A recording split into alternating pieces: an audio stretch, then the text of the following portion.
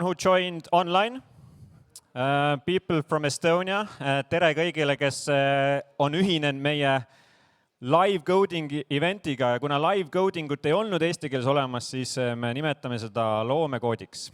Ja me täna loomekoodime siin üritusel, aga see on ingliskeelne üritus, nii et loodan, et sobib teile kuulamaks ka inglise keeles. Hello everyone globally. This is Tallinn, Estonia, the region's largest ever Vibecoding event. How do you feel? We have here students, we have here founders, we have here musicians, we have here even the president of Estonia Vibecoding with us today. And all the purpose of this is to find a new spirit how technology can be built and to learn. And to be very humble about how the new technology will be built can be very different compared to historical, how we have learned. So kind of learn this, share this, and through time, let's build new useful stuff and launch them. The whole purpose of Vibecoding is that everyone who does not know how to code, which means 99% of people have amazing tools to start coding and building stuff. So the barriers to entry to become an entrepreneur or to launch something has diminished. And this is what we learned today. So what will happen today is that we have the co-founder of Lovable, which is, if you don't know, the fastest ever company reached 100 million ARR, and I can bet fastest ever that will reach 1 billion ARR one day. And the co-founder and CTO, Fabian, is here today to share with us their story, and we have opportunity to ask questions. And their HQ is in Sweden, so it's super awesome to have someone so close by. After that, and after we have that session with Fabian, we will have opportunity to listen to pitches of 10, 12 different young people in Estonia who have vibe-coded something together for the last less than 3 hours. So whatever you will see has been built with less than 3 hours. And I think that's just impressive. So after that, it's it. I think 1 hour, 45 minutes or so, we are here live. Thanks for joining again online. And let's start this session off. By the way, that session and all of this is organized by my favorite 4 organizations in Estonia, so I just want to briefly mention them. They are Enterprise Estonia, they are Startup Estonia, Tiger Leap, and AI Leap, which is the next generation of Tiger Leap, and Founders Society. Woo, everyone. The event online who is here is hosted by Pipedrive, amazing offices, supported by Pactum AI, amazing engineers to support people here. That's it about the organizational side. Let's give a very warm hand to the global rock star of the planet, Fabian, please.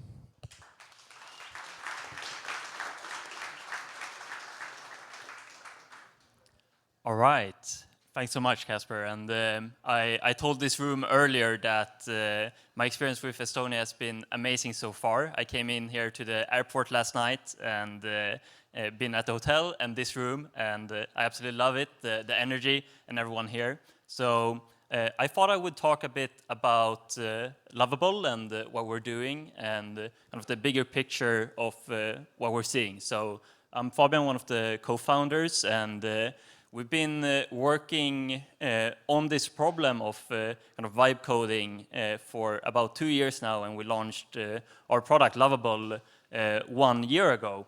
So if we go to the next slide. Yeah. All right, there we go. So what has happened in the recent years, and kind of why am I here? Why are we talking about vibe coding? So for a long time, software has been eating the world. We've had a big change in all industries relying more and more towards software, and it's been a big part of kind of the value that we're creating, especially in the Western world. I think Sweden is over 60% in this sector. So one of the things that is kind of shocking when you lay it out is that even though software is such a big part of our world today, only 1% are software engineers in the world. That begs the question, what about the 99% who do not know how to code? And that is really what Lovable is focused on, to enabling these people. And the big shift in technology that we've seen is really that these LLMs, the large language models, have become a lot better in recent years, and they've enabled us to do what only software engineers could do before. So what we're doing with Lovable is taking the power of these foundational models and letting anyone use it, regardless of previous experience.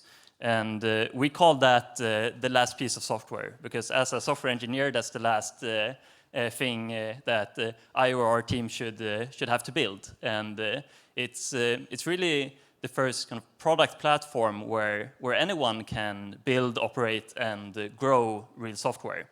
And as I said, this is really meant for everyone. And we have people with all kinds of backgrounds, everything from people who have previous experience in building products, such as engineers and product managers and so on, to people who simply have an idea and have never written a line of code, and now they're able to kind of bring their idea into reality by using Lovable or tools like us. And really, it's all powered by these LLMs. So we have people creating solo companies on our platform, and we've also seen bigger teams, such as I think about half of the Fortune 500 are signed up on our platform and using it. So what is Lovable, and how does it work?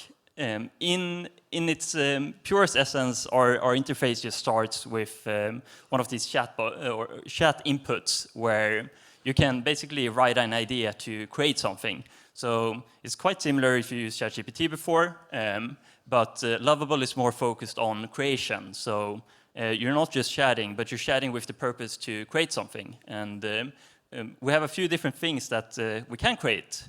And what we see people usually create on our platform is prototyping is a big one, landing pages, internal tools, and customer apps. So I'll talk a bit about what we see being created on our platform. So prototyping is really a big thing in software development when you have an idea and you want to create something and show others your idea and kind of get buy-in and understand, was my idea any good? And previously, that took a long time because you would have to find a software engineer and do this. Now you can simply go to lovable.dev and kind of type in your idea, and you can see very quickly yourself.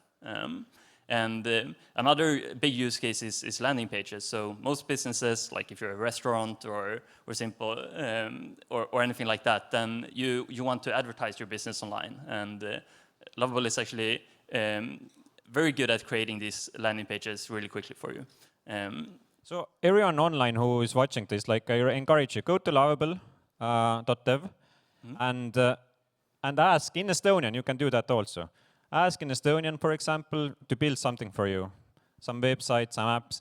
And if you don't understand how, then ask further how, and basically it guides you through.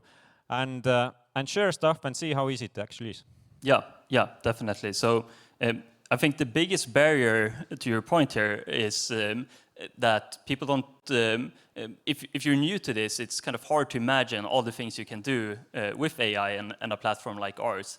And the best way to learn this is simply go and try it out. And you can try crazy things, and maybe you won't be able to do everything you ask, but you'll quite quickly kind of understand what are the limits that you can do today. And oftentimes what we see is that people are really amazed in what they could do, and actually you can save a lot of time and do things that you could only before believe that you had this idea around doing, and now you can actually create it as well. So this is a huge change in how we approach software and how we approach building things. And it's very new. It's our product launched a year ago, and I think we're still kind of in this early adoption phase. And now we're talking to a broader audience here, and therefore I'm trying to be very encouraging that actually just experimenting with this and learning is how we keep up in society and make sure that we don't fall behind in using these tools. Because the fact of the matter is that as a software engineer myself, a lot of the things that I've learned are actually not that useful anymore. A lot of the thinking behind it and the intuition that it gives you is useful, but actually knowing how to write every line of code and the syntax of all of these different programming languages and so on, the LLMs are actually really good at this. So I would encourage people to use them as much as possible and really try to push the limits of what's possible. Lastly, I just want to give you an idea also on how people use our platform.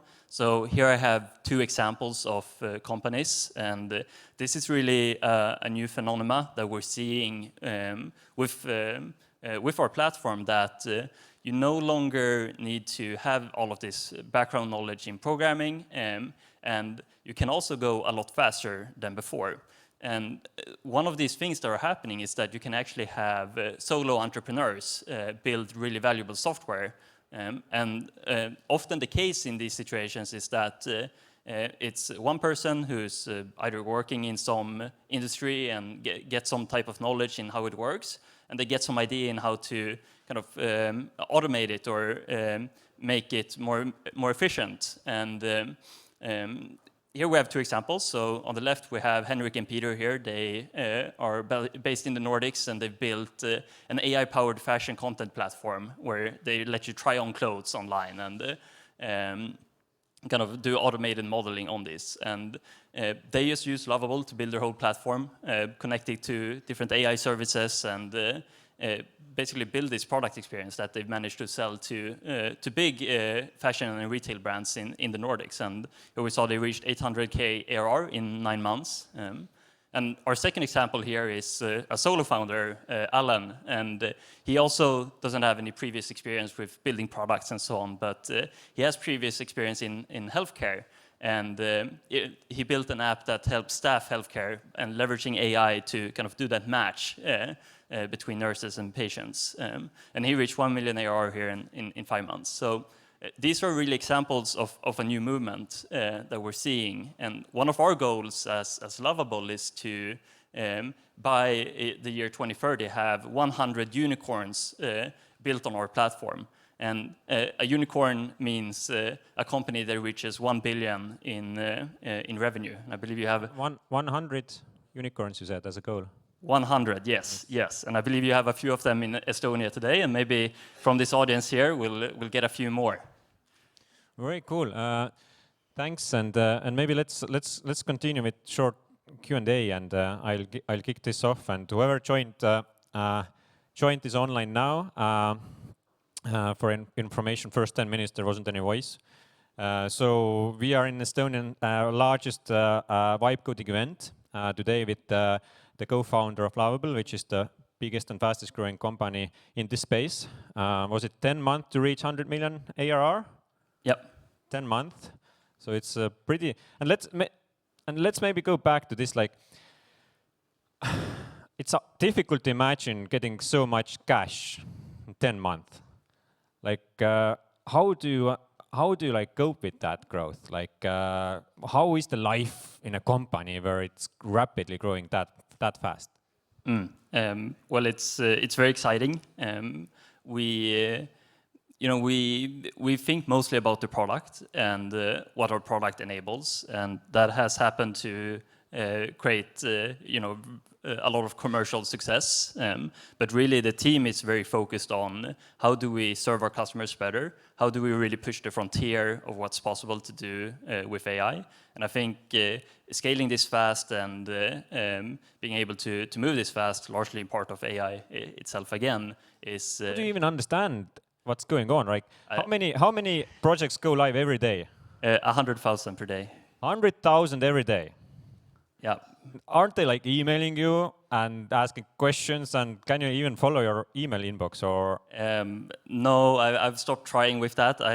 It's hard to know what's going on. I think even just knowing what's going on our own platform and what is being built on it is a hard problem. And again, we have to use AI. We have to be smart about how we're doing all of these things. It's very hard to do anything manually. You have to figure out the process and automate things. So You must have, I guess, companies who actually want to pay, like enterprise clients, and you even don't have time to read those emails then, or? yeah, that's been a problem. You have so much sales that you can't even onboard clients, so that's a nice problem to have. Yeah, and it does make it very efficient when we actually talk with customers that they are high intent and they want to use our platform. That we basically just have to tell them how to, sign the right forms, get compliant, and get on the platform. But really, this bottom-up motion that we've had, where it's really end users, people. Learning how to use it in their spare time. The most common story I hear from CTOs and company leaders that are buying our product is that they used it together with their kids, and then they start using it for personal use, and then they start applying it to their company. And this is happening in the Fortune 500. Oh, very cool. Like, but do you feel yourself that you're like rock star, or? No, I try to think about kind of the work we're doing and the input that goes into creating this platform. And I get my joy from building it with the team. And I've always loved building product. And I think having all of this excitement behind it is, it's incredibly motivating to keep on going.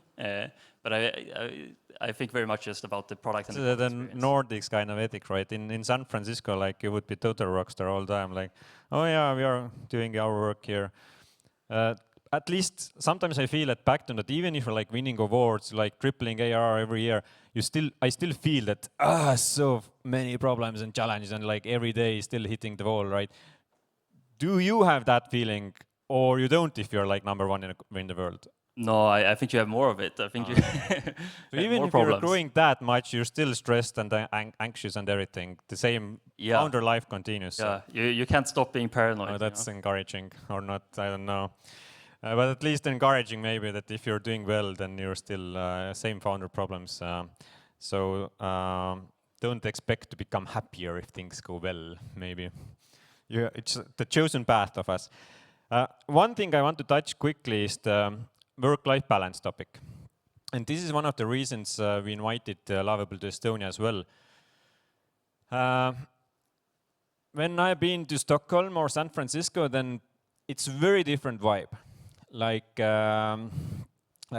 radically different. Like yesterday, when I take my children from kindergarten, and then by 4 p.m. all children are gone because, it's traffic jams before, and so just in case go there earlier. And so how many hours per week do you work? I don't really count it. I think every waking hour is more or less thinking about Lovable. Okay, you're a founder. We have Zach here from Lovable. Zach, how many hours do you work at Lovable? Enough.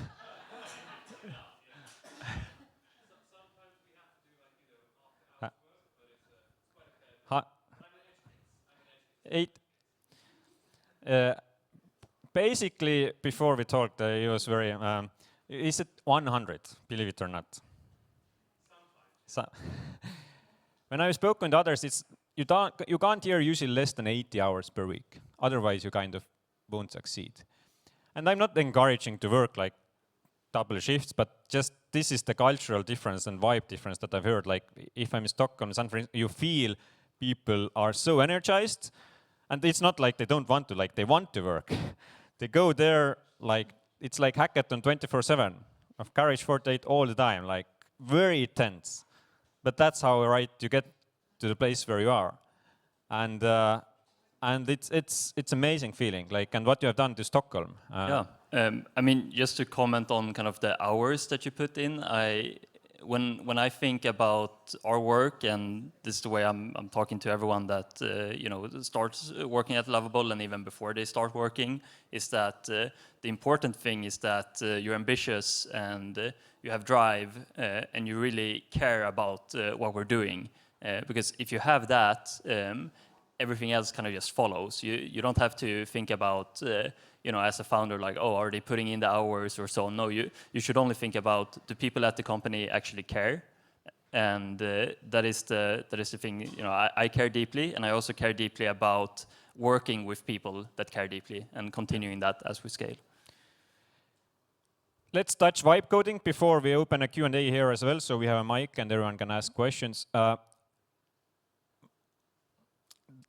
And we have students here. Raise your hand if you're a student. So we have 50 students building stuff. Super awesome. Like, I wish I had these tools when I was a student.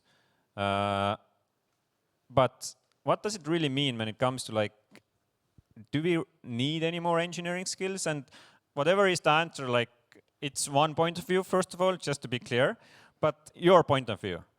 Yeah, so we talked about this a bit earlier, right? And my view on, like, do you actually need to learn computer science in school and so on, is that it's not necessary in the same way it was before. And actually a lot of people being successful in Lovable, and the two examples I showed here earlier are people who've got experience in some other field. So I think learning coding for the sake of being able to build products is no longer a thing. Don't do that. But I think learning coding to kind of understand and get intuition around building a product, and also just kind of abstract thinking as a whole, is still extremely valuable, and I think one of these kind of timeless reasons to learn it. Yeah, okay. At least wasn't that don't go there at all. But look how much it has changed, right? Especially in some Asian countries, like, let's not do any social science anymore. Let's only do engineering skills. And now it's, oh, fuck, I can't do engineering as well now.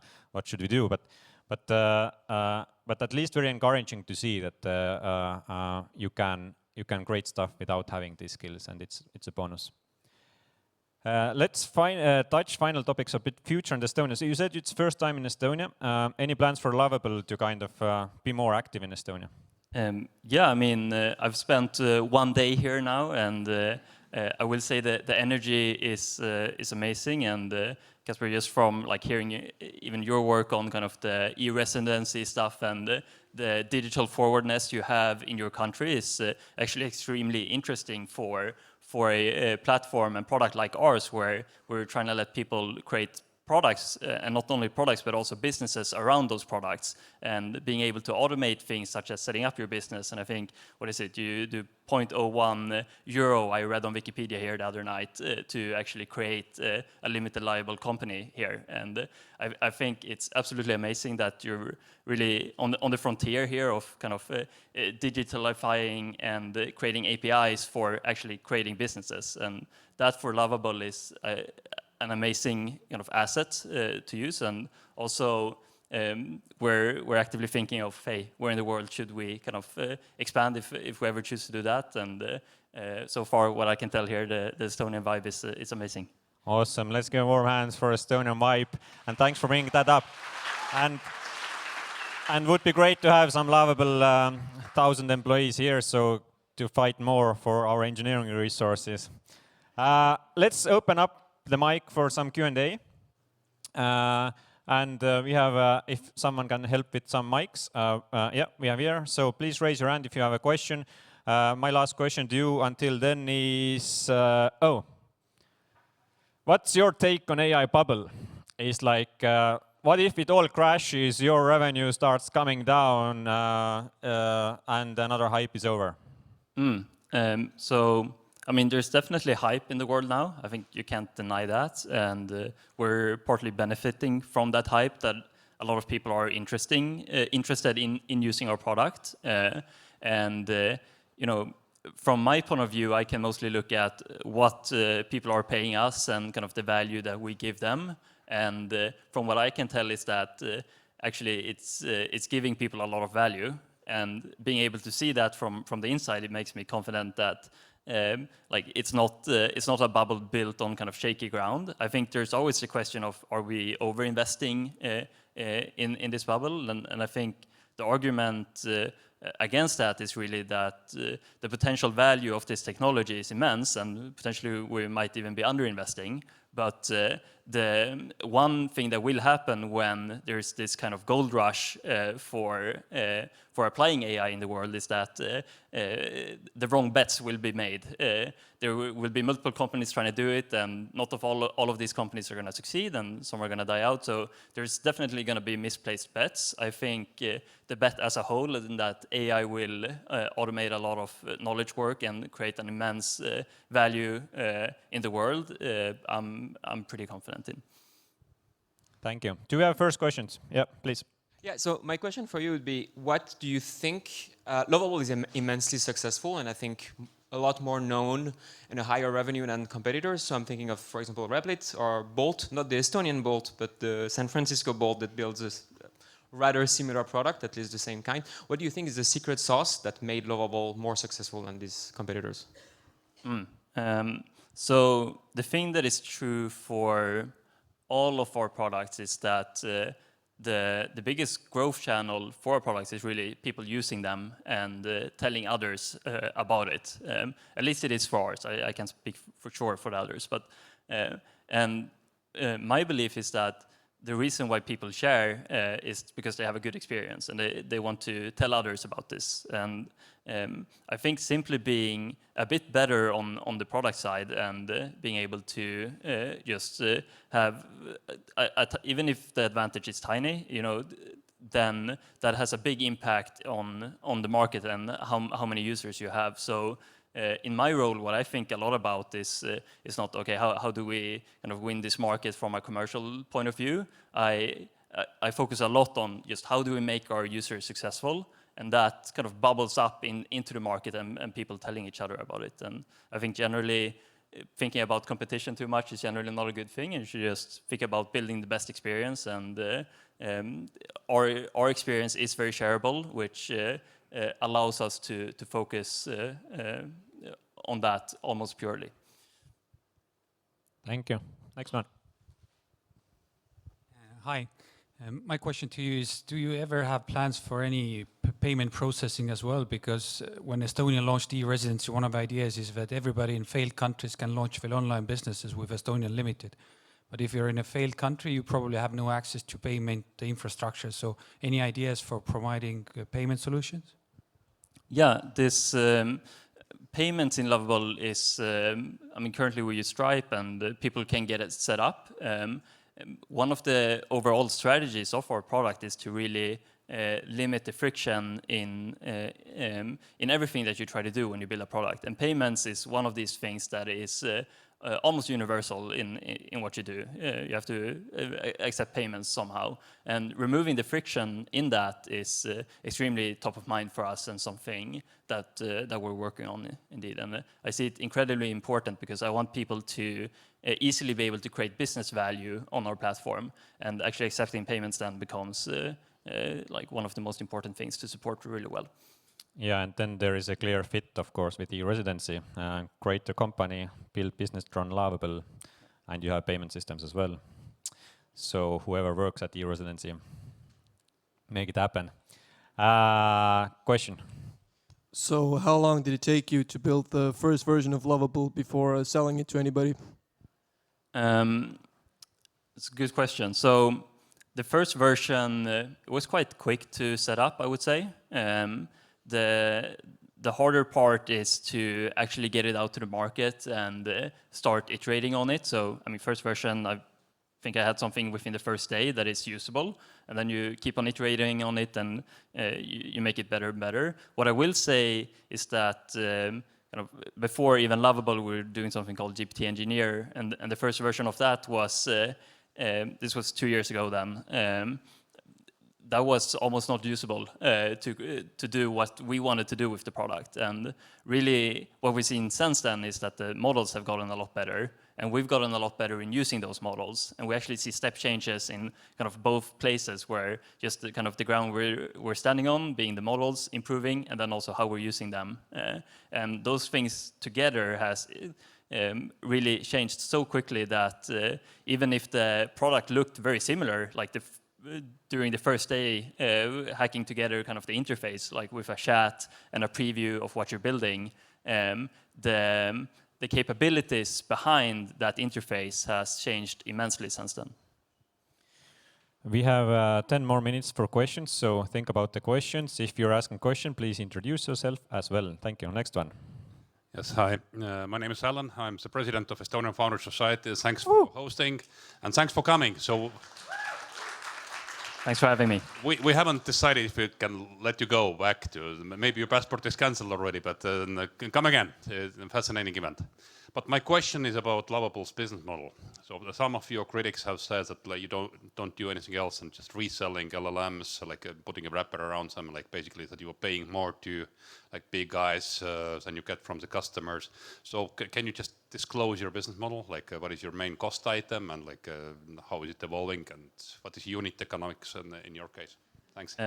Yeah, I'll limit a bit of the detail I'll go into, but what I can say is that yes, our biggest cost is the LLMs, and that is driven by our users using them, and that in turn has a lot of implications in how you have to price your product, for example. I would love to actually make building cheaper and potentially into the future making it even free. Because as a company, we want to be incentivized with our user success, and we want to make sure that you want to be incentivized, to, for example, not to have people continuously build. For some people, they are building on Lovable because they think it's fun. A lot of people are building because they want business value. And then we should be incentivized to take you towards that business value as soon as possible.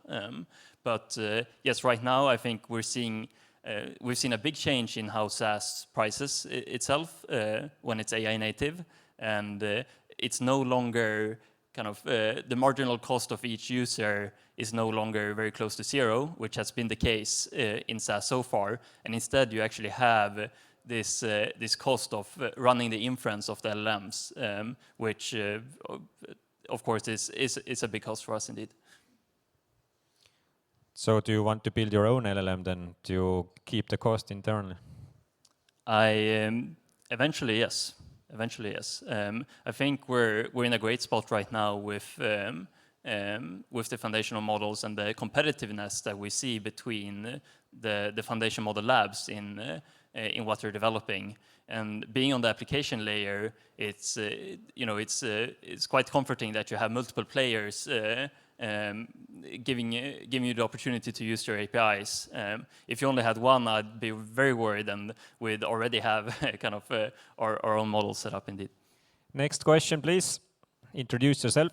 Yeah, hi, I'm Kristel from Estonia's AI Leap, and I want to know, apart from partnering with Lovable, if you were, say, the head of Estonia's AI Leap, or maybe, I don't know, Swedish AI Leap, what changes would you make in education most urgently? So I can think about my own education and so on from I guess the leading university in Sweden, and it's clear that from my point of view that universities generally always lag behind a bit, and this has been true historically, and now we're seeing progress a lot more quickly than ever before, which means that I would assume that they are falling behind even faster, right?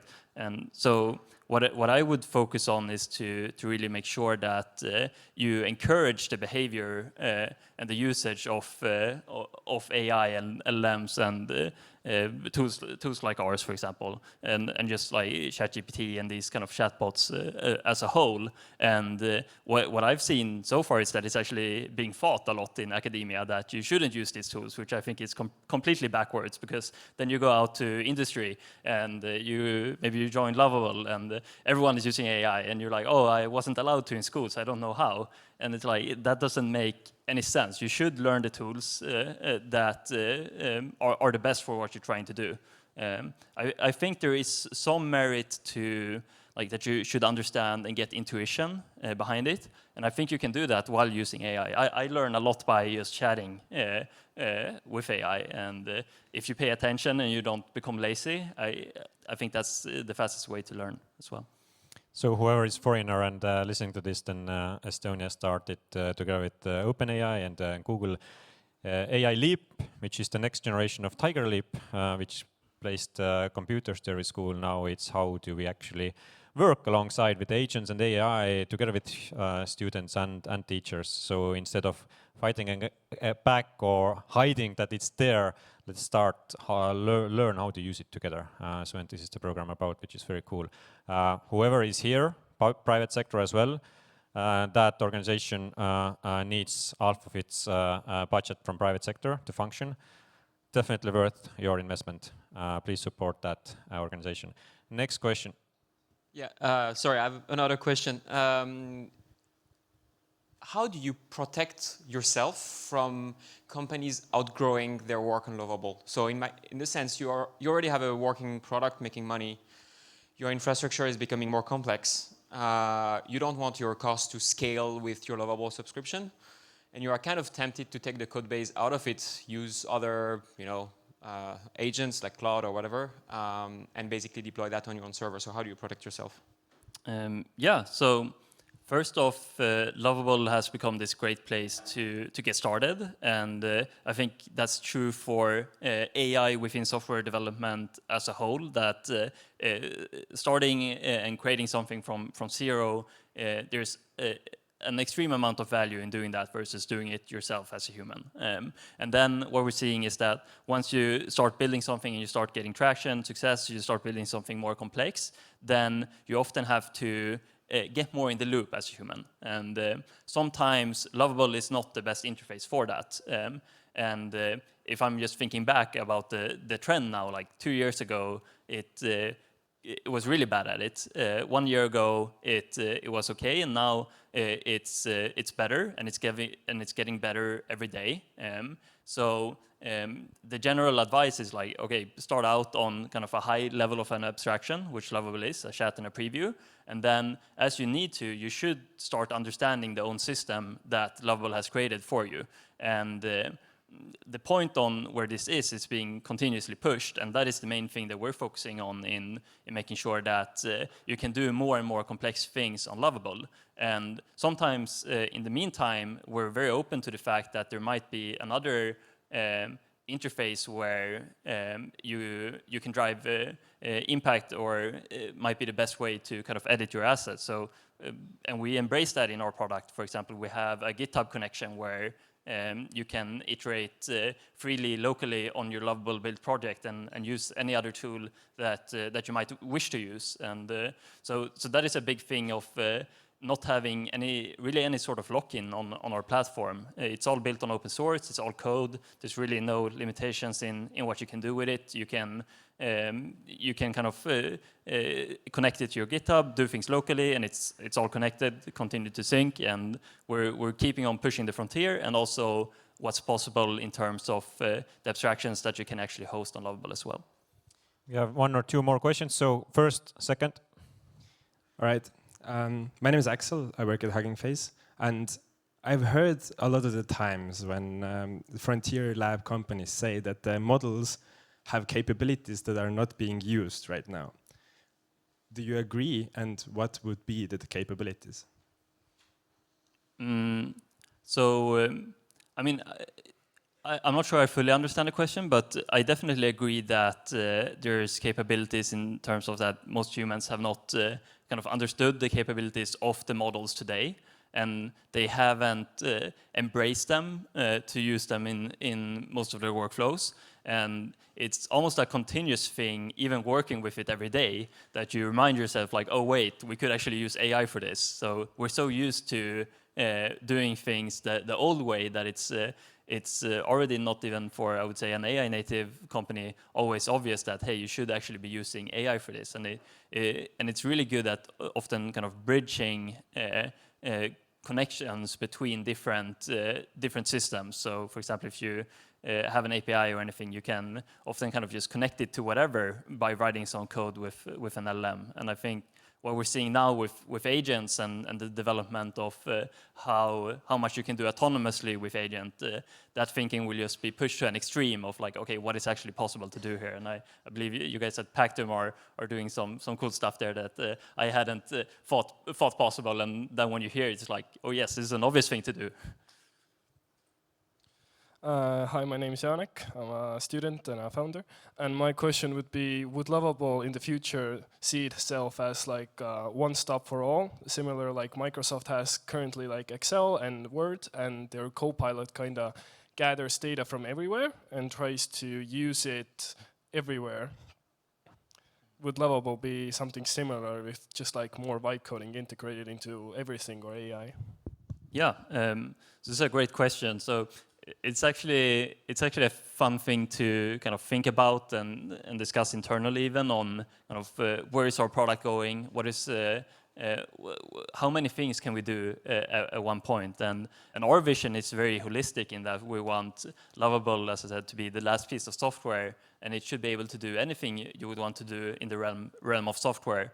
And what this means is that the product has to do a lot of different things. And the way to approach that is really to build horizontal capabilities and then using LLMs to make sure that they can be applied in the best way to what I would call each vertical, where that might be anything from creating games to creating landing pages, SaaS, and so on. And as a company, we have to be very focused on making sure that we're on the frontier of building these kind of agents and being able to run the code and doing all of these things, like the architecture around the LLMs really, really well to be able to support the different use cases. So this wouldn't have been possible 2 years ago before we had capable LLMs. And now it's kind of redefining how you think about software because you can actually do a lot more with a lot less. Warm hands to Fabian. Thank you. Thanks. I love the humbleness of Nordics people. Built 100 million company, billion company. Shall we look some shipped products? Woo! I think we shipped over 40 products today. Vibecoded 3 hours. And if we can change the screen now, I can't promise how many we can go through. We have a list here, so let's take one by one, 2 to 3 minutes each. You can say what's the problem or solution. You have it here. You can also and then show the product, and then let's chat a bit.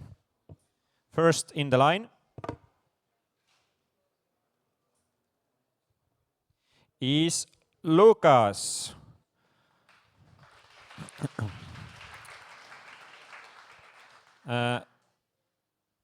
It was very Estonian to see that Lucas Vibecoded with his father, who is president of Estonia. Like, doo-doo-doo. So what did you Vibecode? Well, the real problem is I think our team in total Vibecoded like 5 or 6 different things, so we only get to show you one.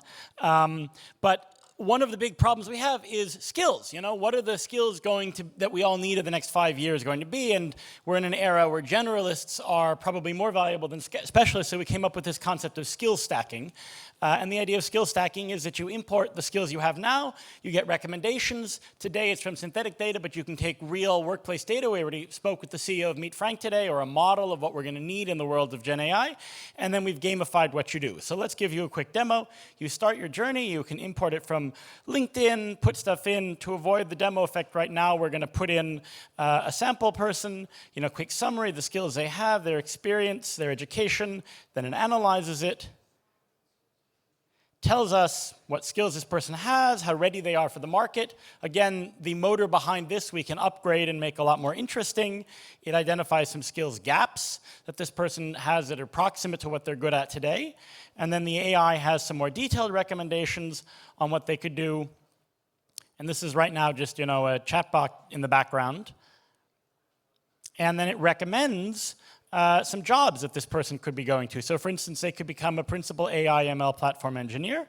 We click on this, it tells us what skills we need, and then we start learning on this path, gives us a nice visualization of the skills, a learning path of what we could follow to get there. We thought of different ways of gamifying it, so we can also sort of imagine this like a hero builder in a video game where you've got different skills to pick up here, track your achievements, and access different online resources and training to go there. And this could be a consumer-facing tool, but this could also be something you have internally in your company, so you can deal with upskilling the people you have right now. The rails are there, now we just have to add in the intelligence. Thank you. Just wow.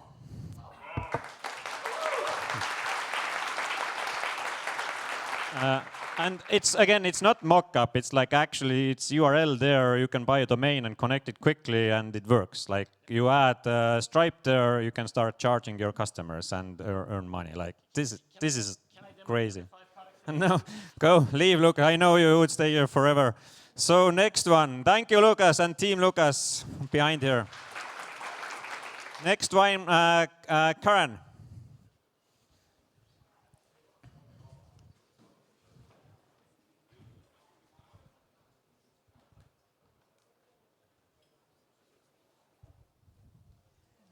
Hi, I'm Karen and I'm here with Pablo, who works in Pipedrive. The problem we're trying to solve today, and maybe other days, is trying to create a personal shopper for the whole family. So you have an assistant who shops for you and knows all your measurements and all your data, and then you don't really have to say anything except buy me this. So we're going to show you a little demo. Sign in.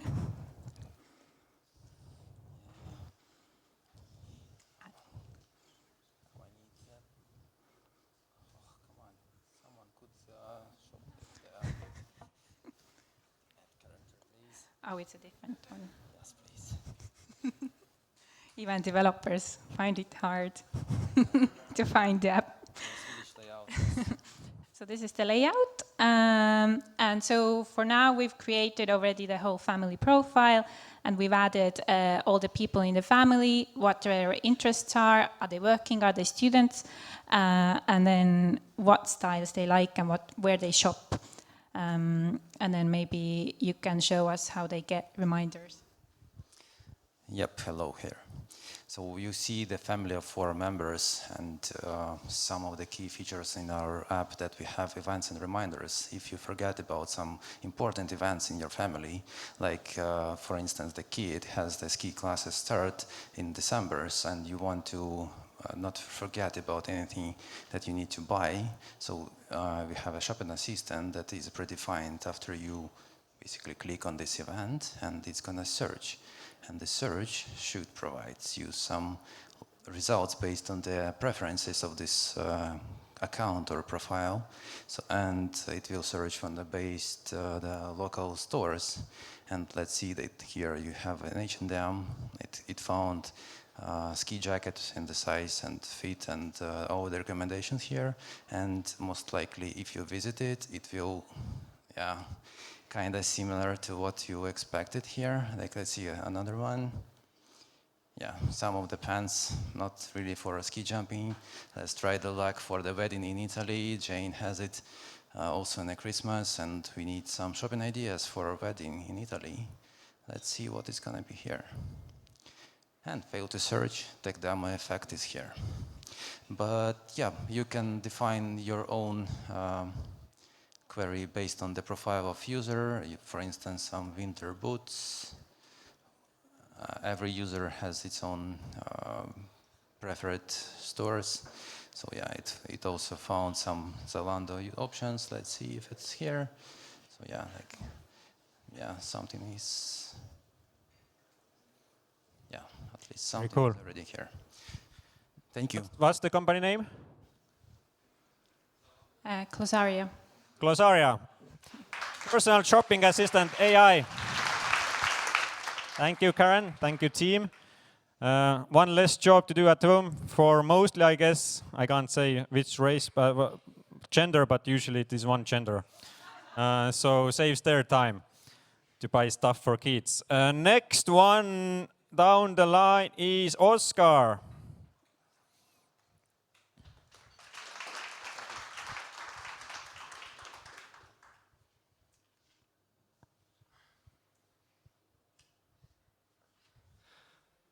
Hey Oscar, you know Bolt, right? Of course I know, everybody knows. Well, Bolt is genius, and we're building Bolt for truckers. Right now the logistical market is very inefficient because of it's very fragmented. There are a lot of small companies, one-man companies, and it's very like this non-transparent. So it creates an issue in the price. And so because of this fragmentation and decentralization, it could be very, first of all, difficult to find your carrier, and it could also be difficult to find the right prices. But how do you even go about finding the carrier? Of course I will show. Over here, you choose like I have a full truckload, I need a dry van. Priority is normal, I need from except Riga, Latvia to Tallinn. Maybe I can add a stop to Pärnu if I need to move some things to Pärnu warehouse. Here I choose the date I need, maybe I need by Monday, so I choose. I book the shipment. Over here I can see my shipment from Riga, Latvia to Tallinn. I can see some standard rates, and I can also fetch for better offers. So let's see what happens. So in this case, I'm a trucker, and I just got this push notification that, hey trucker, someone is looking to book a freight near your location. Give them an offer. And for a trucker, this is genius, because I can compete for these prices. I will right away show you what I will see. As a carrier, I will be pushed to this page where I can see the details of this freight. I can see the previous offers and thus submit my commitment. This is again genius because I can compete with prices for the big companies, and I can also make good margins off of it. So for a trucker, this is perfect. As a trucker, I can also manage my loads. So this is not only a lead generation and a client acquisition platform, but a clientele management platform. And in this open market, I can book ready-made freights. And that's not everything. We're making the logistical market very efficient, except when you're driving from Riga to Tallinn, you will get a notification that maybe you want to book some loads or freight from Tallinn to Riga, so you don't go back empty-legged. Right, and functions such as ride-sharing, you might all know, could be made possible with many trucks riding half empty. So we're not only giving this industry intelligence, transparency, and competition, we're also making it more effective for the world. And through that we can make the CO2 emissions smaller, so we could battle the climate change with not regulations, but with new technology. Thank you, Carl and Oscar. 2 questions. Do you have coding skills? Do you have engineering skills? Can you code? We are ambitious. Did you build it now from scratch? Yeah, from scratch. No, perfect example. Thank you, everyone.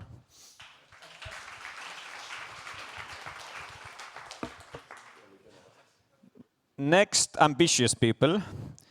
Joanna, Stina, please join the stage. Oh, I really like this one.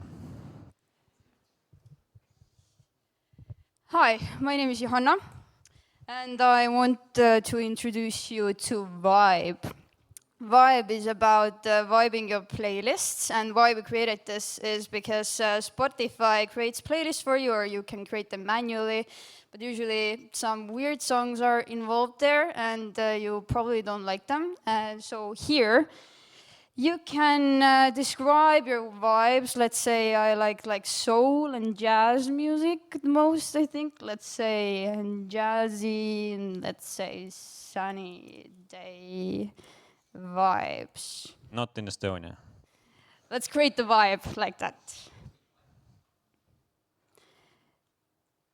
So generating. So it's connected to your Spotify. It is, yes. So now here you can see the songs that it has chosen into your playlist. Ella Fitzgerald, very nice. Louis Armstrong, Fly Me to the Moon. Okay, let's say I love this playlist. So now I sign in.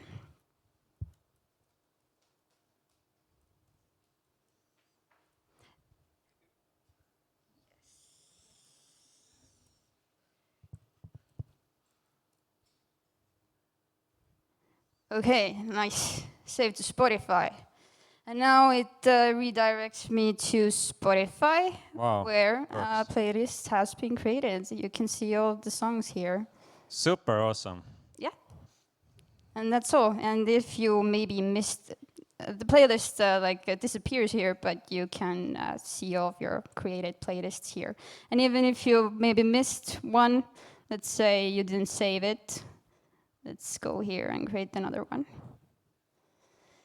And it does it for you.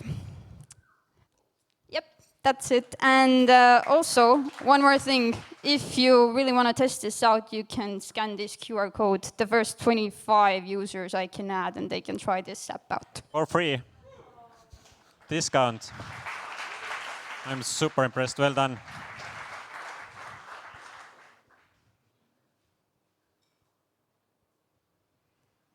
Oh, one of my next favorite organizations in Estonia. Please, William? Yes, William is joining. Taavi Kotka came by and brought 3 kids. I remember these kids when they were very young, so now they are taller than me, which is cool. Hi, William.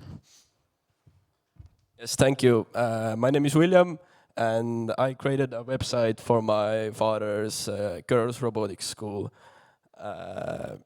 Yeah, let's start. I should give you some history about this school.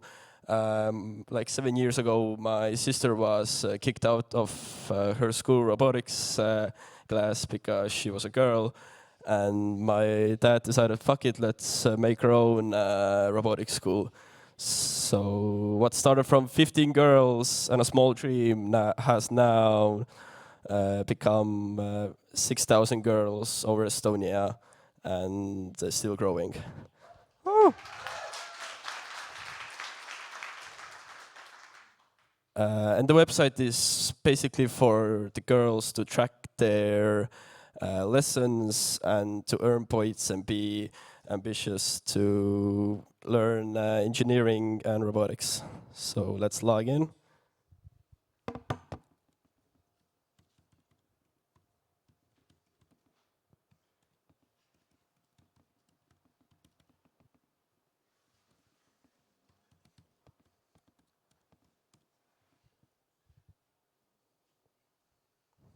So we're logged in, and first thing it pops up a question for you.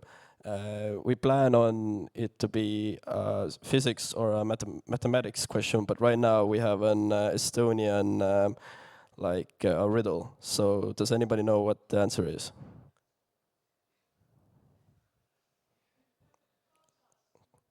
Kapsas. So cabbage.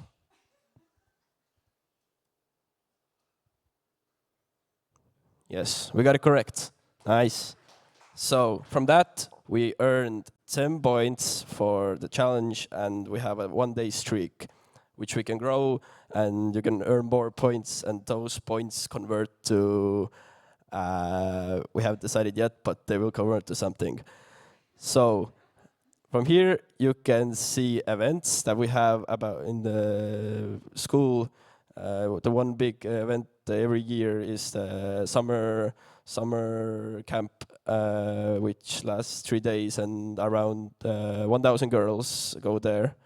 And here we have the different lessons from every course. You can see. And here we have spear robots. You can check that you have completed it, you liked it, and you can add a comment here. And just save.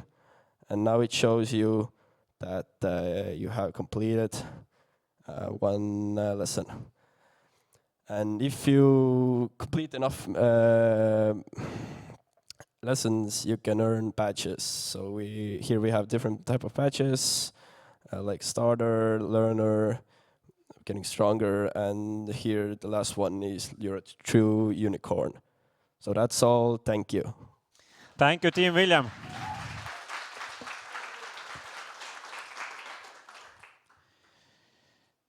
Gloria. Sidekick ADHD Task Manager. No, you need to update URL.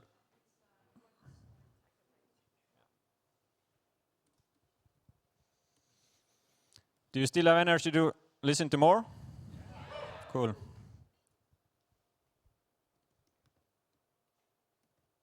I've been on the screen for hours, I can't even see. But anyway, okay, I'm Gloria, I'm from this house, Pactum. Oh my god, but it doesn't work how it does in my computer. I don't want to log in. Okay, let's try quickly. My test account didn't have it. But if you have ADHD, then you might know things like I don't know, clipping the nails can be super annoying. So you just open this up. I wanted to do another to-do task. That's not another to-do task. It's still work in progress. I need integrations, give me feedback. But you can just copy-paste your current to-do list. For the sake of demo, I imported mine. These are my actual to-dos. And then it starts to organize them. And then it takes some time, and you can edit that, blah, blah, blah, blah, blah. And then you're like, but what do you want to do? So I need to get something, I need a dopamine fix. So I thought, it's just a demo here, but I will connect my Revolut and my Lightyear. So every month, 100 euros goes to Sidekick, and I have to do the tasks to make the money actually invest. Otherwise, it's in Sidekick, and I never can get it back. It's nice. So here I have the tasks. I can mark them done, and then I have invested some money. Then I can connect my Google Calendar. So for me, what works, if there are some listening in meetings, like company updates, then I can actually do some other things like clip my nails. So I can link my tasks here. Let's change the sheets, let's say. So I can do things at the same time. And what else? And sometimes I'm like, okay, investing by 5, it's like not enough. I want a quick dopamine fix. I want coffee out, not home coffee. I can buy my new shower curtains, and now I can go and have that coffee. So still work in progress. I don't know what happened now, but yeah, it's a bit still a to-do list, but I wanted to make a better to-do list. Thanks. It's very cool. Definitely not only for ADHD people, so everyone needs some bonuses. Take your own money to give it back to yourself, I love it. Keiro, meme video generator. Finally, some memes.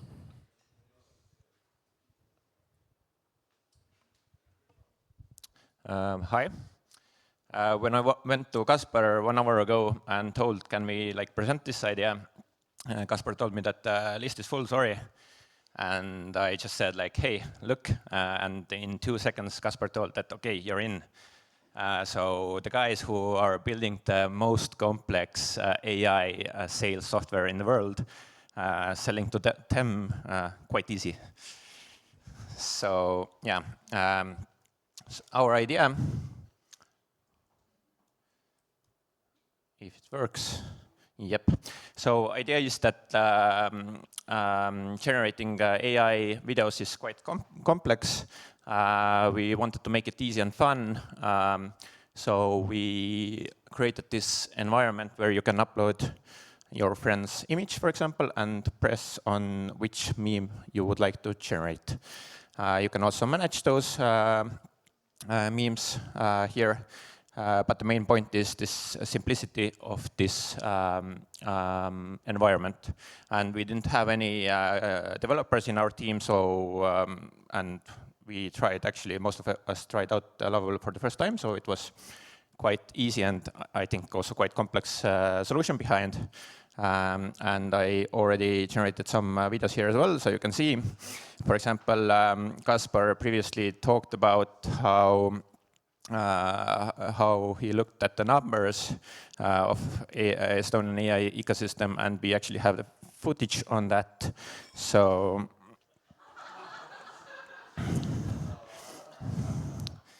yeah, this is the first one. The second one is also the head of Startup Estonia when they see at the future of Estonian startup ecosystem. Then we of course have Fabian here, from who do we have the yesterday's footage when he found out that actually he's the main guy today.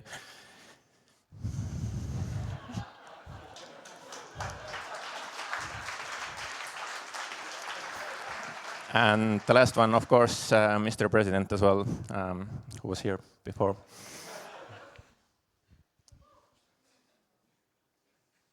So yeah, that's our thing. Thanks.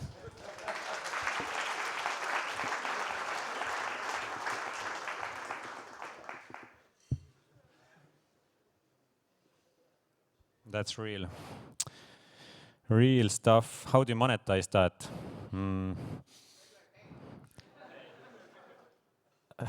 Find my angel.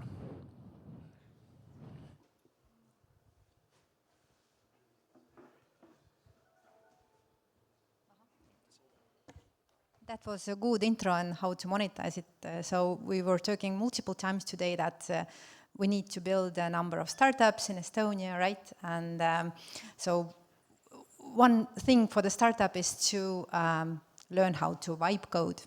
But the second thing for the startup is to find money. And the best way to find money is to find your angel investor. So together with Mike and Janek, we created a solution to find Estonian business angel network angel that would fund your startup, or it's also usable for other angel investors to find co-investors for the syndicates. The solution works on LinkedIn public data. And there are two roles you can select for searching for the angel. Let's say that I'm searching for the angels with the fintech background. I will get a response and I can limit it for the region. And the profiles contain more data, link to the LinkedIn, and a possibility to connect with their angel. Thank you. Thank you. So now we have fundraising as well for a meme creator. Kevin, opinion mapper.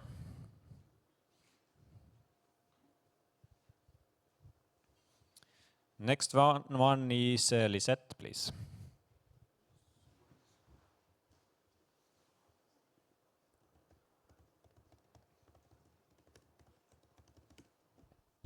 So I'm a fan of AI slop, and I think Sora is one of the greatest inventions of all time.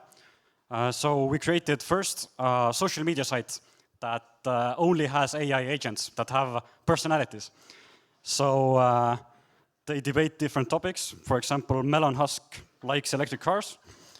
Then, of course, we have Lawyer E from Cruelly. Then one of the cool guys is Tronald Dump. And this was just a fun project, but that got us thinking that in our society right now, our social media feeds engineer us into bubbles, where we think one way, we're surrounded by people who think the same way, and just we don't think as critically as we should. So we pivoted, we created opinion map where we can enter policy questions. For example, let's put if schools should have AI in them. So let's quickly type it.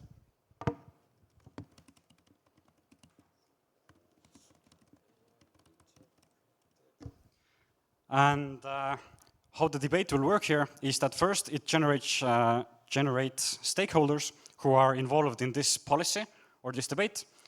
It will create about 4 to 5 of them, I think. My AI credits ran out, so I gave Lovable some money, so successful customer acquisition. But while it's generating, it created stakeholders out of the ministry, the teachers union, parents union, edtechs, data protection in corporates, and gave them some guidelines on what they should discuss and things like that. And we can start a debate. Now I spammed it and it will break, but yeah, it will go turn by turn. Everyone will give their points, and we will see how they debate with each other, hopefully.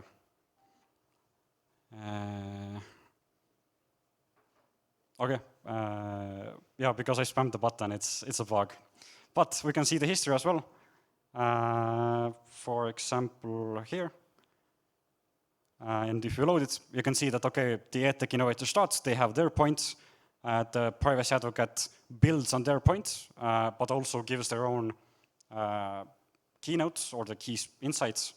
And then in this mode, in the end, we choose like a winner of the debate. So we summarize the key arguments, and then what's the common ground, what's the contentions, and bring a conclusion. So we're pretty much creating AI slop out of democracy.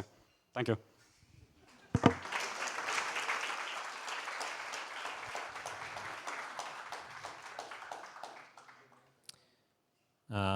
It's at the same time funny and at the same time so useful. So we have Delphi live stream, and I'll bet that this debate here is more sophisticated than the Delphi one. So let's do Lisette.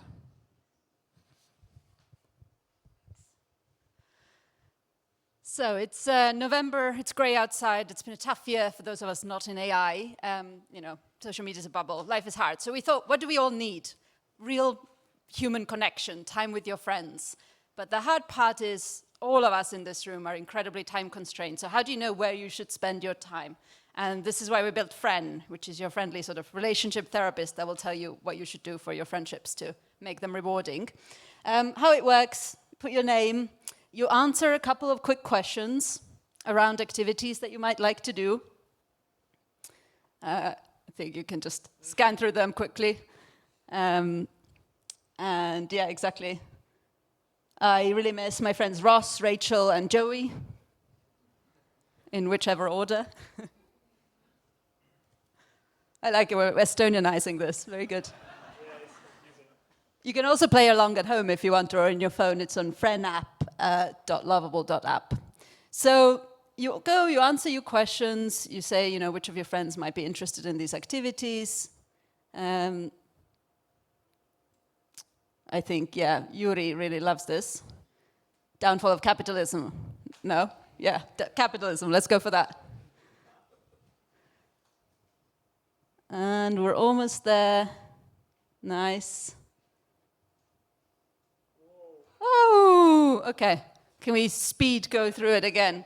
Because the important part for you to see is actually the end, which is where it tells you. So do you need to rank your friends? Yeah, you need to... Can you do AI rank your friends somehow?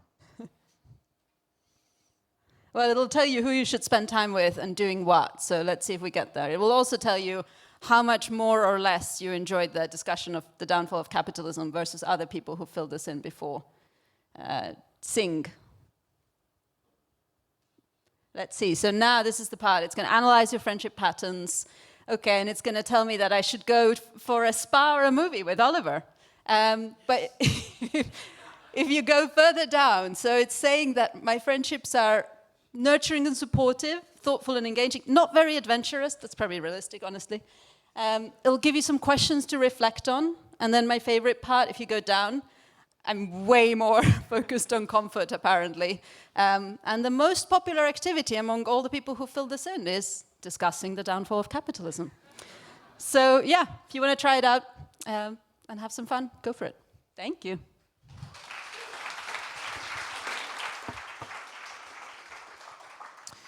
At school, I remember I had a friend who had like questions written to what to ask from the partner in cinema, so kind of it can help with that social anxiety a bit. Carl doing billing for AI agents, so very serious stuff, and you can hear some words maybe that you don't recognize, like tokens. Okay, so I'm Carl. In the 4 hours that we got, I built Not. The point of this is to somehow count and organize how your clients are using your,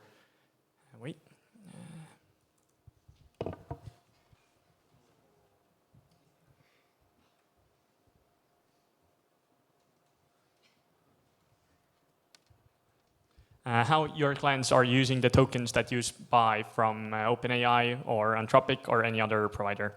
And this is then directed towards services that provide agentic tools or other AI-related tools.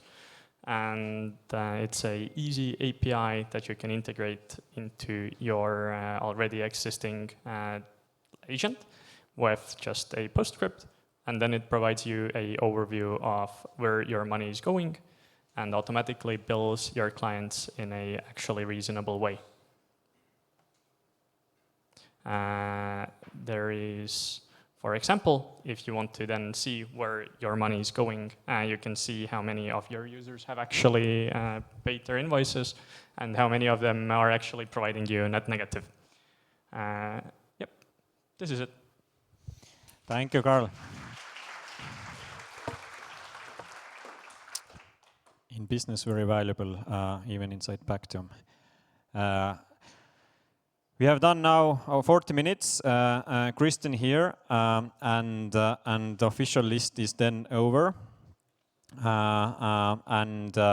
We'll encourage everyone to kind of share their ideas that didn't find time to kind of in Discord and in our channels and keep building them. But the last one at the moment is Block Bytes.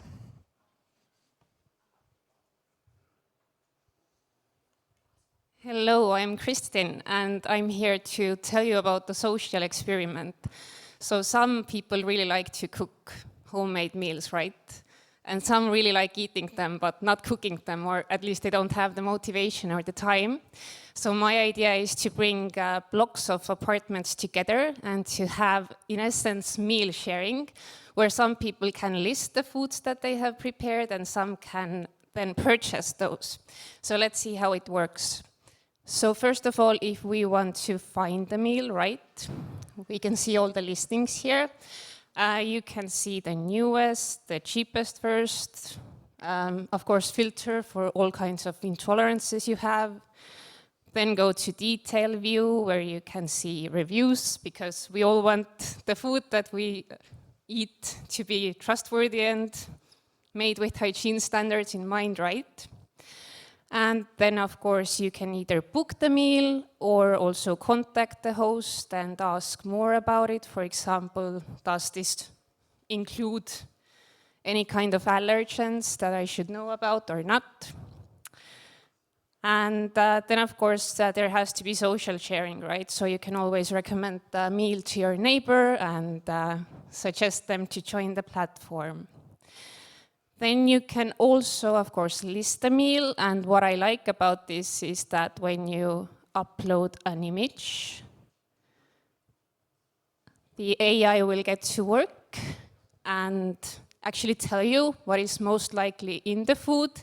So you don't have to do it on your own. It lists all of the ingredients. If there's salt and pepper in it, you can change them. And then you can decide what you want to charge, whether you want to only have pickup available or you'd also invite the person to your home to eat the food with you. So there's this community aspect to it as well. And then you can publish it. And maybe just explaining why it's per one apartment block at first. It's a trust issue, of course. So we want to start from this atomic network in essence, but one day this could also expand to elderly, for example, who don't want to cook for themselves because they might be alone and not motivated to do it, or also spread out wider so that people who are maybe in needs of extra income can actually cook more and then get income from an activity that they are already doing. So I hope there's a big future ahead of it. Imagine that you can cook only once per week and just go to the rest of the apartment and eat every day. We would bring our 3 kids definitely to your neighborhood every day. Thank you. One exception, because they already came here, so I can't. So please choose the one. Because it's November, and it's the best way how to kind of end this session at the November rainy mood and talk about death. Whoa, spoiler alert. So I think everybody in this room knows that we plan for everything. We plan for our work days, our career, babies mostly. Vacations, everything. We plan for everything except for the end. Because talking about death is depressing and complicated. No more, because introducing happy ending, and Anna will take you through what you can do there. Yes, hi. So as you can read from here, it's a death admin that makes you smile. It doesn't have to be a taboo. And what we have done is basically we've listed 6 important topics you can think in advance and not let your family worry. Final wishes, last will and testament, what will happen with your digital legacy, very important final resting place, farewell party. It doesn't have to be classical, let's say, sad funeral. It can be celebration, if you wish so, and also a love story. And I'll click in to some of these so you can see what happens. But you can.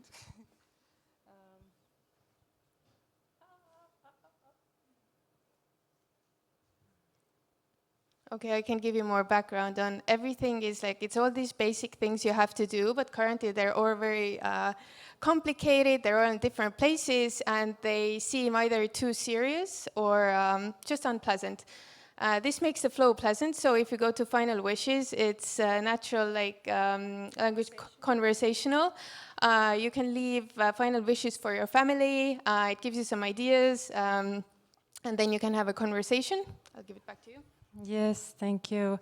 And some of these parts, which one? Final resting place. Final resting place, for example, you have like more options, exploring, documenting your wishes, estimating costs, more practical side.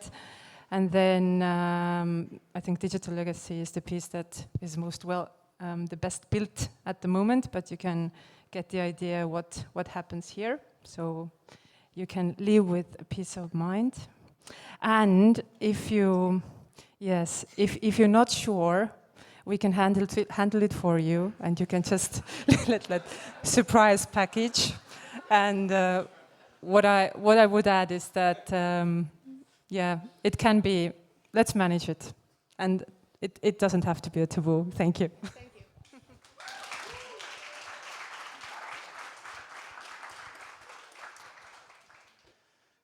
Thank you. Let's give a warm hands to everyone who presented here. Thank you.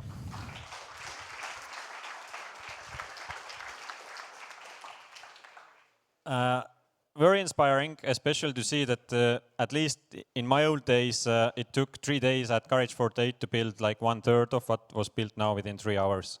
So that's very cool. And we have Garage 48 coming during weekend. It was said that it's booked out, but sold out. But you can always ask some people. Maybe you can try to get in during the weekend and continue this hackathon. We are giving final words to some people. Because what's next is the question, and maybe 1-2 minutes, volunteers, raise your hand, come to this line if you have some call-outs for where you can help to kind of continue to building this community. community of Vibecoding, community of building new stuff. So please come this way. I heard some people want to do it, and let's do it quickly so that when we would just leave, it wouldn't be just let's go home, but you would have some next steps on opportunities where to go. So please introduce yourself, and then just 1 to 2 minutes. Thank you.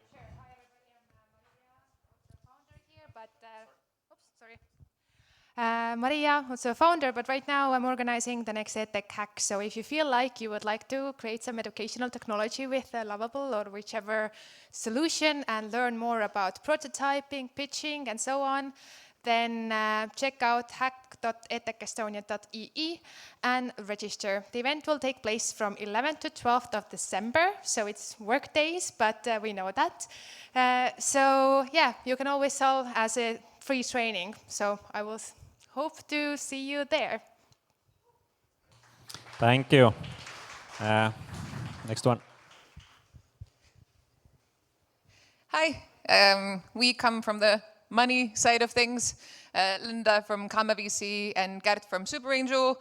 And there's a few things we're trying to kind of encourage. And if you want to be involved in either supporting us or getting involved as a participant, then that would be great. But on the one side, we also saw what Kaspar saw, that there aren't enough people building.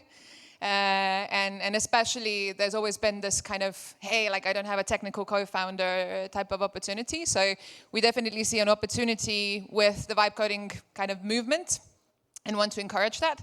And specifically, we've tried to do it especially looking at women. I think today we've done pretty well. But if you look at the kind of average AI event, then it's still like not that balanced. So we kicked off the Vibecoding workshops with our first one, which was for marketing leads, people working in marketing, trying Vibecoding for the first time. We have another event coming for lawyers and people in legal in the beginning of December. We're also doing a Vibecoding workshop with a startup day, which is more kind of for researchers, people that are in academia, and looking to do more, basically, both with regards to building the community of Vibecoders and address the kind of challenges as they come. So if people, for example, get the first taste test in an event like this, how do you get involved with people in the ecosystem and connecting with them? So if you have ideas how to do this, if you want to lead on some of the workshops and you just need, I don't know, resources, community, literally just distribution, let us know. And hopefully at a certain stage, you'll get to a point where we can invest into your companies. Maybe more on the deeper technical side, looking at what we both invest in, but there's enough not deep tech as well. So anyways, keep an eye on we're still figuring out what to name it in order to give it some sort of a brand. But we're doing more than we're thinking, which is probably a good thing for VCs. Thanks. Thank you. Hey, I'm from Pactum, actually co-founder. We are organizing first ever public meetup in Pactum for engineers, building AI for AI agents for large enterprises. A couple of discussions, maybe even a tiny party. So 19th of November, Wednesday, you can Google it and then you can find it. See you soon. Thank you. Kristen is also chief party officer in Pactum, so some part is guaranteed. Let's wrap this up. Fabian, if you can join me maybe. So, quick reflections, maybe your end. About events, about...